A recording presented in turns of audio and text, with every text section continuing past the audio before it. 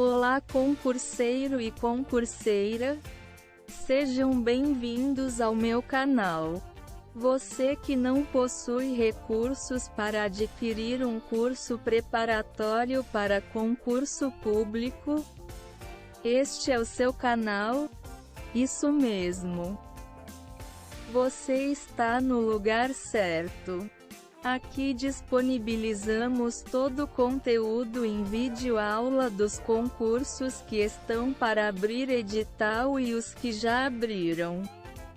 Todas as áreas sendo carreiras policiais, carreiras administrativas, carreiras fiscais, carreiras de tribunais e as carreiras da saúde. Aqui nós temos de tudo. Aproveita e se inscreva no canal para ficar por dentro de cada publicação e atualização das matérias. Se curtiu, deixe o seu like e o seu comentário. Nos dê sugestões e peça as matérias que precisam. Assim eu passo.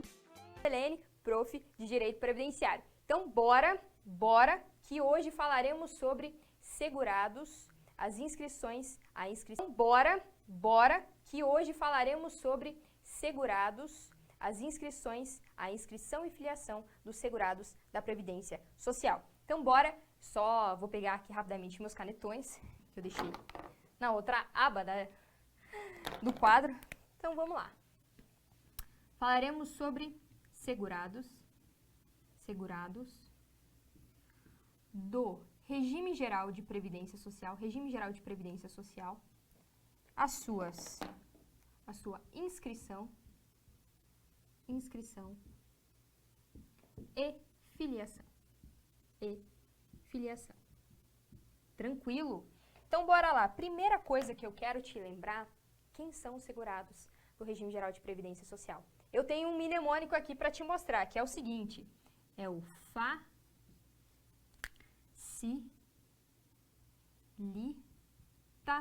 facilita 3E, facilita 3E, que é o facultativo, o contribuinte individual, o trabalhador avulso, e os 3Es são o empregado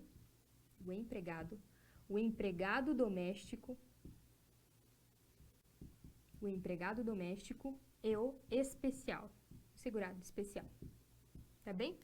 O segurado especial. Essa galera aqui são os segurados da Previdência Social. Lembrando que daqui pra frente, ficou bem diferente essa flecha, né? Aqui são os facultativos, daqui pra frente são segurados obrigatórios. Não esquece disso, tá? Porque eles são vinculados obrigatoriamente ao sistema de Previdência Social. Feito isso, vamos falar o que é inscrição e o que é filiação. Bom, filiação ao regime significa dizer o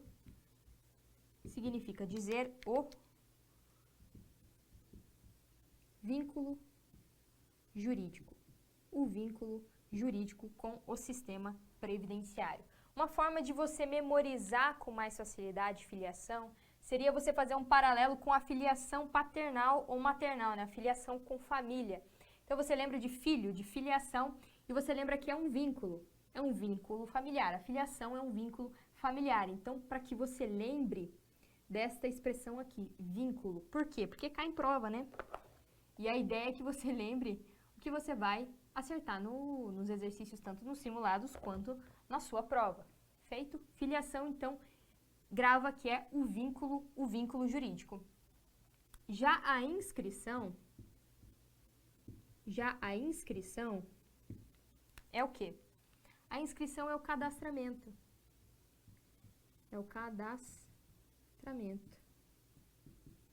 Certo? A inscrição é o cadastramento. Então, esta também é uma expressão para você gravar.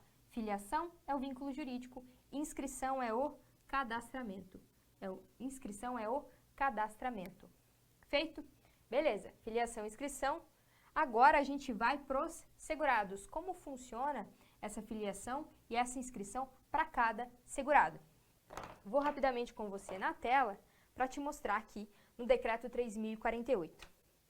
Te relembrando rapidamente que o Decreto 3.048, ele é o regulamento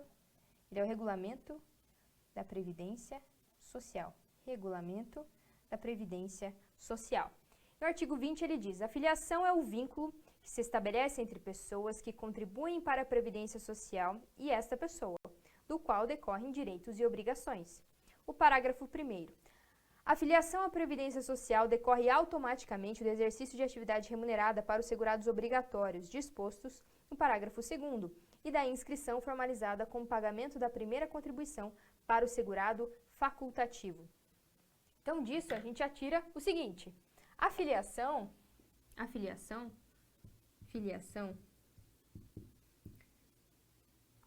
dos segurados obrigatórios,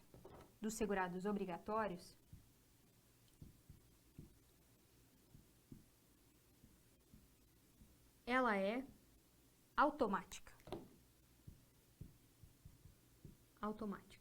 Por quê? Porque ela está vinculada ao exercício de atividade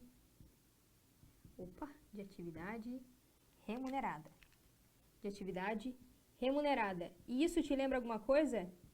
Lembra o fato gerador da contribuição social previdenciária. Lembra que é o segurado obrigatório que exerce uma atividade remunerada, então automaticamente ele se filia, porque é um vínculo jurídico com o sistema da Previdência Social. Feito?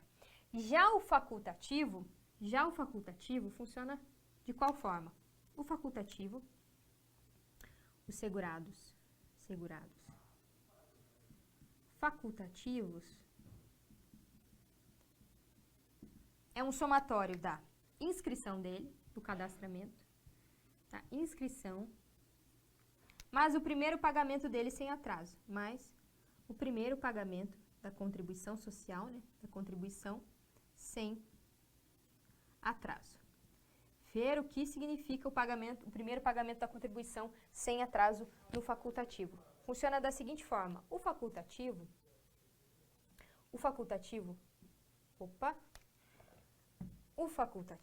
assim como o contribuinte individual, facultativo, e o CI, o contribuinte individual, a forma de contribuição social deles são na mesma alíquota.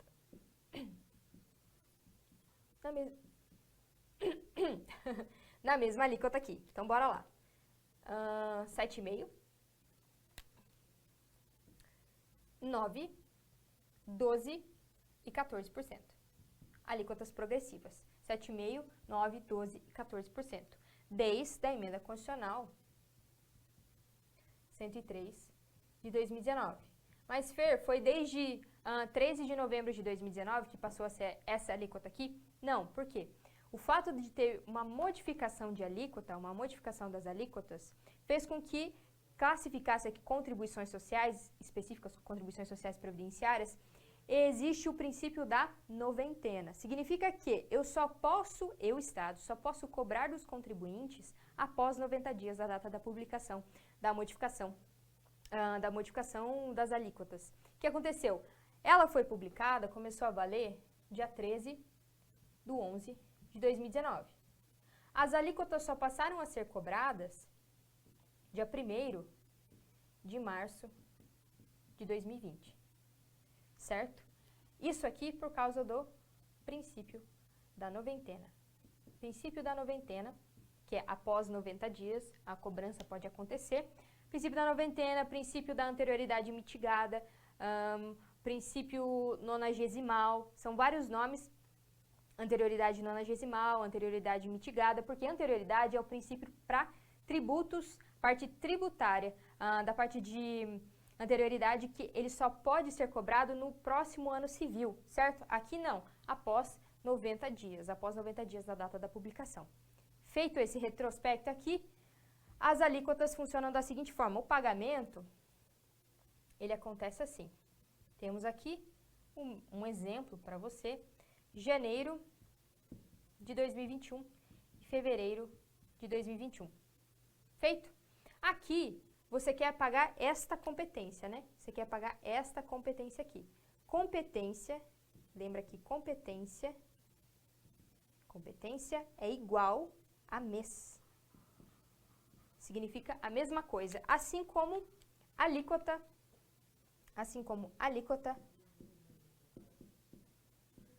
é igual a porcentagem. A porcentagem.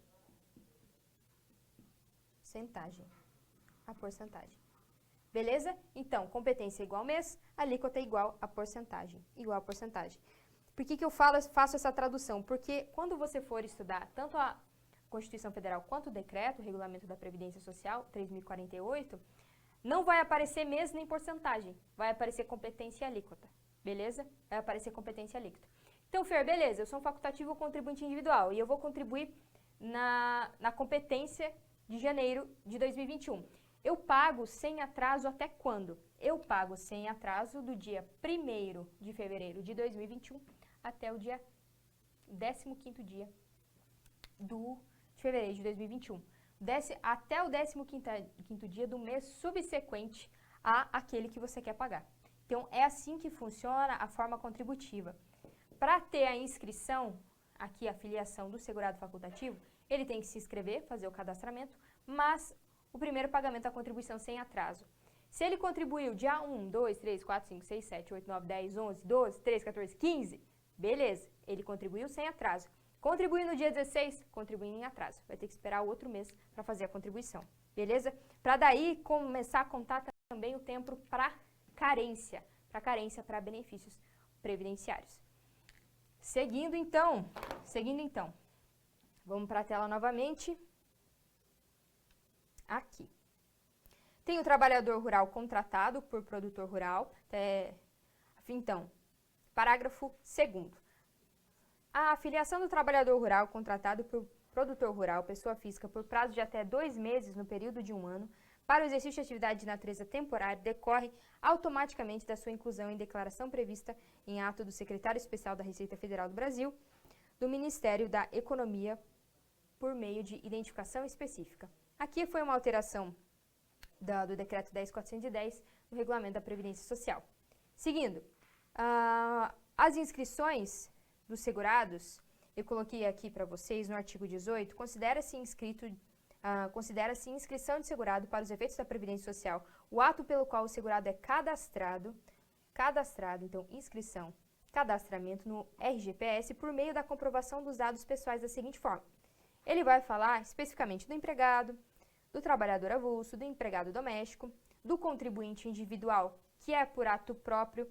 Se for pela cooperativa de trabalho, por exemplo, aquele contribuinte individual que presta serviço a uma PJ. E se ele for MEI, vai ser pelo meio do site, né? O sítio. Sítio é o aportuguesamento de site, né? Sítio eletrônico do portal do empreendedor. É assim que funciona. Do contribuinte individual, do especial, preferencialmente pelo titular do grupo familiar, que se enquadre. Lembrando aqui que é preferencialmente, não é exclusivamente.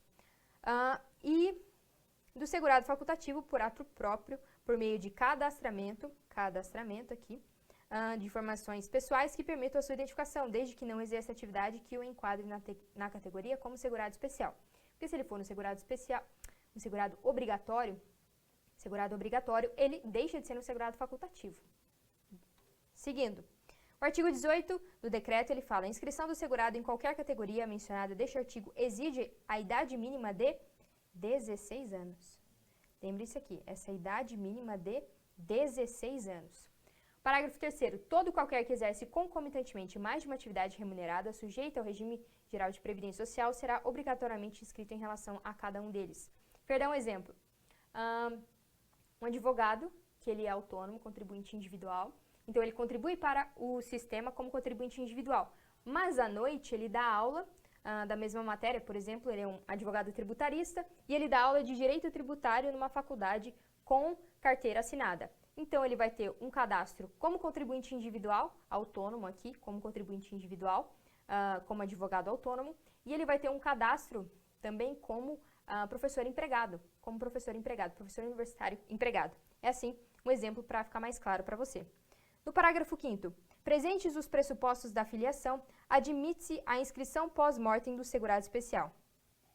Então, Presentes os pressupostos da filiação, admite-se a inscrição pós-mortem do segurado especial. O que significa a inscrição pós-mortem? A inscrição é o cadastramento após a morte do segurado especial.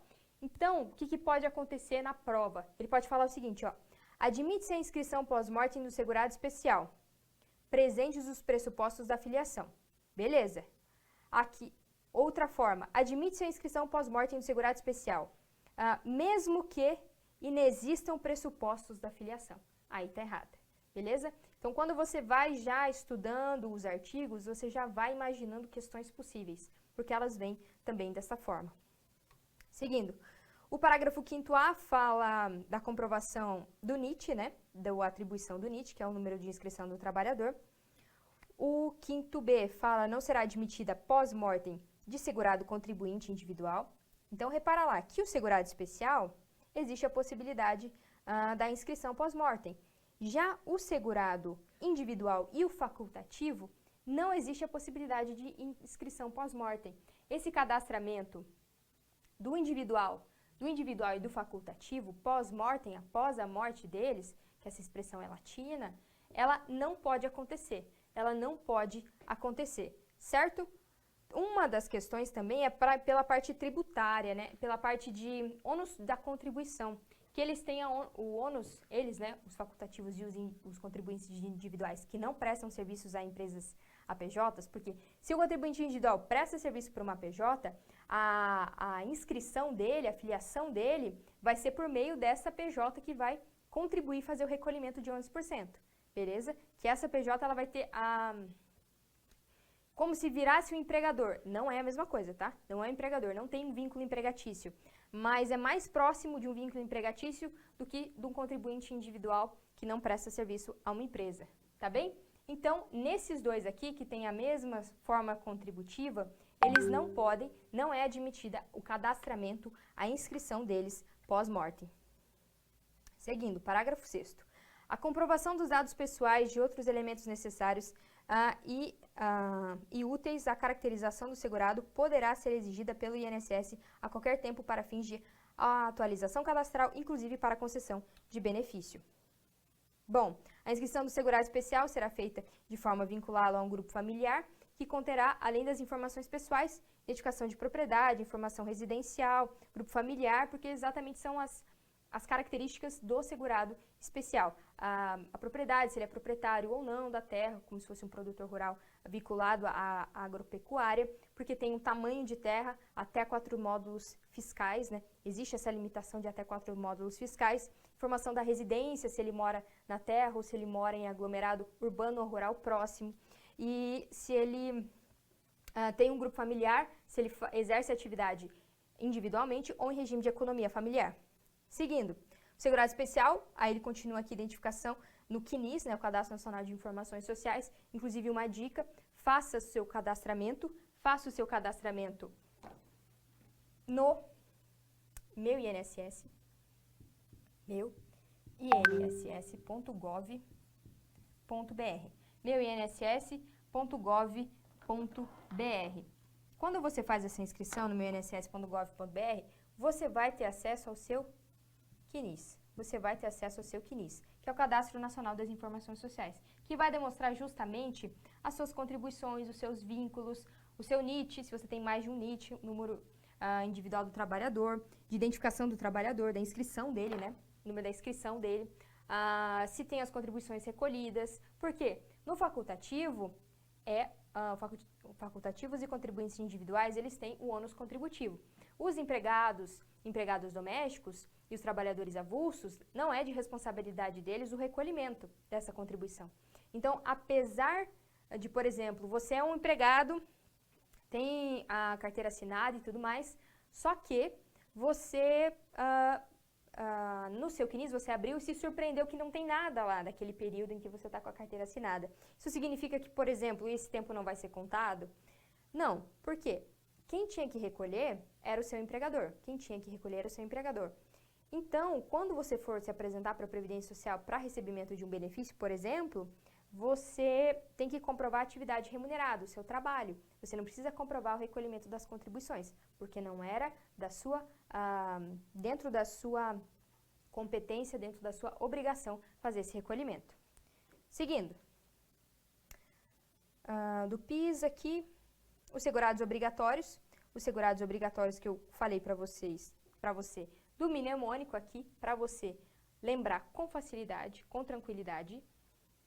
Seguindo, a inscrição do facultativo e filiação, ela tem a seguinte especificidade. Fala de maior de 16 anos de idade, que se filiar ao regime geral, mediante contribuição na forma do artigo 199, desde que não esteja exercendo atividade remunerada, que a enquadre como segurado obrigatório da Previdência Social. Que se enquadre como segurado obrigatório da Previdência Social. Podem filiar-se facultativamente. Aqui eu coloquei só 3 exemplos, né? Os mais destacados. Principalmente o inciso 1, que teve alteração. De dona de casa, ela passou a ser chamada, após o decreto 10.410, que alterou o 3.048, que é o regulamento da Previdência Social, aquele que se dedique exclusivamente ao trabalho doméstico no âmbito de sua residência. O síndico de condomínio também não remunerado e o estudante. Seguindo, na Lei 8.213, que é a Lei de Benefícios da Previdência Social, no artigo 17, parágrafo 7º, ele diz o seguinte: não será admitida a inscrição pós-mortem de segurado contribuinte individual e de segurado facultativo, que eu falei para você, que também está no decreto 3.048. E ele fala aqui no artigo 11, parágrafo 4º, após a inscrição, o cadastramento do segurado facultativo somente poderá recolher contribuições em atraso quando não tiver ocorrido perda da qualidade de segurado, conforme o disposto no inciso 6 do artigo 13, quando ele fala da manutenção da qualidade de segurado, ele fala do período de graça, né? Quando ele fala do período de graça, no caso do facultativo, são até 6 meses. Quando ele fala aqui, ó, após a inscrição, ou seja, depois do cadastramento, o facultativo somente poderá recolher contribuições em atraso quando não tiver ocorrido perda da qualidade de segurado. Senão ele vai bater aqui nesse período de 6 meses do período de graça. O que é o período de graça? É o tempo em que você não recolhe para a Previdência Social, mas você continua tendo qualidade de segurado. Esse chama período de graça. Essa expressão, período de graça. Bom, feito isso, meu querido, a filiação, o que eu quero que você se lembre, é o seguinte: filiação é o vínculo jurídico. Filiação é o vínculo jurídico. Faça o paralelo com o vínculo familiar. Inscrição é o cadastramento. Filiação dos segurados obrigatórios, automática, porque está vinculada ao exercício da atividade remunerada. Segurados facultativos, inscrição, tem que ter o primeiro pagamento sem atraso. Lembra também que o facultativo e os contribuintes individuais têm essas alíquotas aqui. Já os empregados,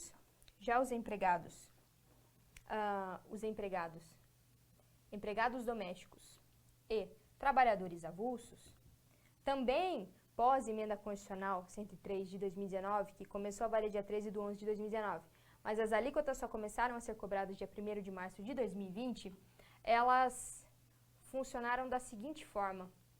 Na verdade, meus queridos, deixa eu fazer uma alteração. Eu coloquei a alíquota trocada aqui para você. Eu já vou falar isso agora. Essas alíquotas aqui são dos empregados domésticos e trabalhadores avulsos. Essas alíquotas aqui, do facultativo e contribuinte individual, são essas aqui. 5,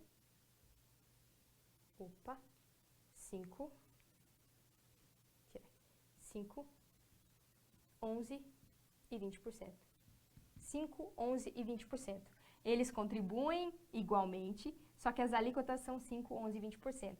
Quem contribui na de 7,5%, 9%, 12% e 14% são os empregados domésticos e trabalhadores avulsos. Os segurados especiais contribuem na alíquota do recolhimento da comercialização da produção deles, Então, o segurado especial, ele vai fazer o recolhimento com base numa alíquota de comercialização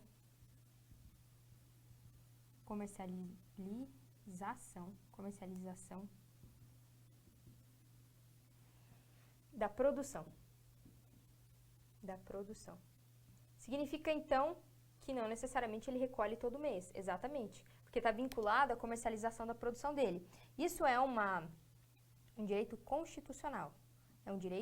constitucional que está lá no artigo 195, parágrafo 8º da CF de 88, tá bem? Então, segurados especiais contribuem para a Previdência Social, certo? Contribuem para a Previdência Social e a forma de filiação deles e inscrição tem essa base, como eu mostrei para você na tela, tem essa base de verificar se ele, o regime de economia familiar, se é um regime de economia familiar ou é uma exploração de forma individual, se existe a limitação de até 4 módulos fiscais para o produtor rural. Lembrando que a limitação de até 4 módulos fiscais é específica para o produtor rural agropecuário. Ele não se estende para o seringueiro e o extrativista. O seringueiro e extrativista é a exploração sustentável, tá bem? Essa é a terminologia usada para ele. Não tem a limitação de até 4 módulos fiscais.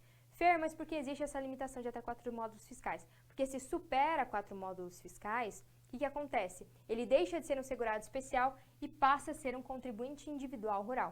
Ele passa a ser um contribuinte individual rural. Tem essa alteração. Ele muda de categoria, ele continua sendo um segurado obrigatório da Previdência Social, só que ele muda de categoria. É assim que funciona. Bem, feito isso, qual que é a importância de colocar aqui junto facultativo e contribuinte individual nessas alíquotas aqui? Porque a CESP, por exemplo, costuma fazer exercícios assim. O facultativo contribui de tal forma, assim como um empregado, ou na mesma forma como empregado, na mesma forma como empregado doméstico, ele faz esse tipo de afirmação, normalmente em casos. Monta-se um caso, dão explicações de idade, homem ou mulher, para influenciar, por exemplo, na concessão de um benefício, na filiação, e colocam esse tipo de comparação. Por isso que é importante que você se lembre que as alíquotas aqui desses dois são as mesmas, né? Eles têm acesso.